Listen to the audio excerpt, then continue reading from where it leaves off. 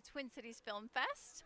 With me tonight, I have David Ash, the writer, director, producer, editor of Incompleteness. We are showing part 2. There's also a part 1, and I believe there's a part 3. Yes.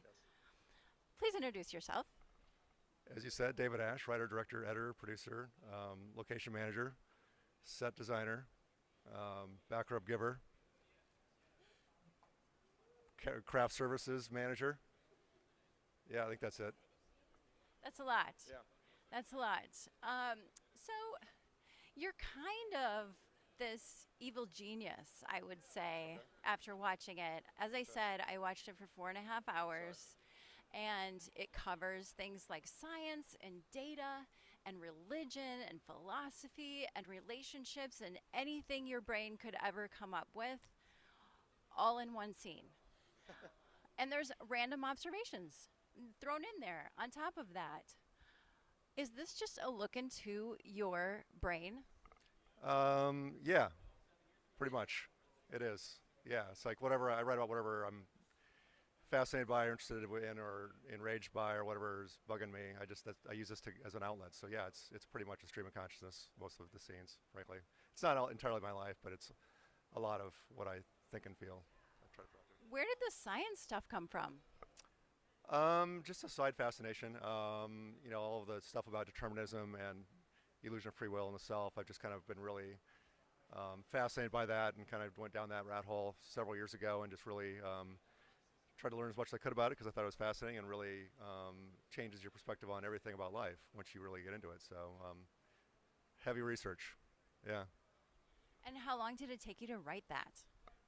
Well, I took 2 years off. I made 3 features before this, and I took a couple years off.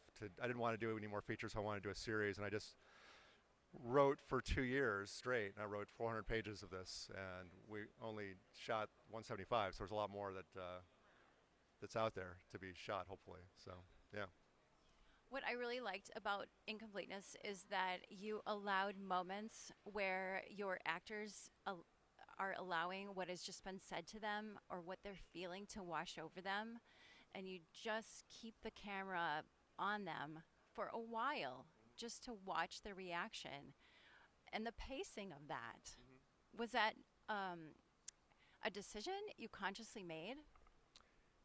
Yeah, I mean, I want it to feel different than a normal TV show where it's cut, and it's just, you're kind of pushing the audience. Some people like that. They don't want to, it doesn't, I don't think it's as immersive as what I try to do, which is just to let things breathe. And for some folks, that's a turn off and maybe requires more attention than they're willing to give. But for me, it's like I try to film it and edit it at the pace of real life. And if somebody's really thinking about something, then why cut away from that? That's the most interesting part of the scene usually is when they're trying to get their head around something. And I don't cut away from that. I cut to that. And I try to stay on that until that kind of fleshes itself out in the scene. Yeah. And it does. It feels like real life. How did your team help you with that? Well, I've been doing this for 18 years, and every project I just kind of find more people that are amazing at what they do. And Charlie, this has been working for a long time, and he just having him add music to what's going on just elevates it so much. Tom Hamilton, I don't know if he's here, he does the sound design. He's a genius on that part. So the best part of this whole experience of doing this is just like taking something that's a kernel of an idea and then working with other really gifted people to make it more than it was when I thought of it, right? So I'm really lucky to work with people like Charlie and Tom and these actors you talk to. It's just, the alchemy of it is what keeps me doing it. And just as an aside, a personal question.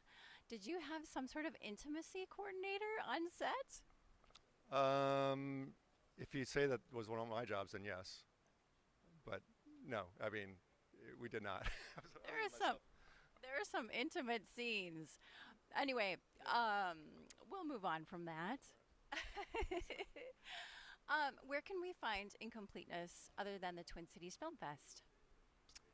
Well, this is your only chance probably locally unless we're trying to get it on a streaming service. So hopefully next year it's out there on a streaming service and then you can see it whenever you want to. But until then it's It's on my computer and it's here.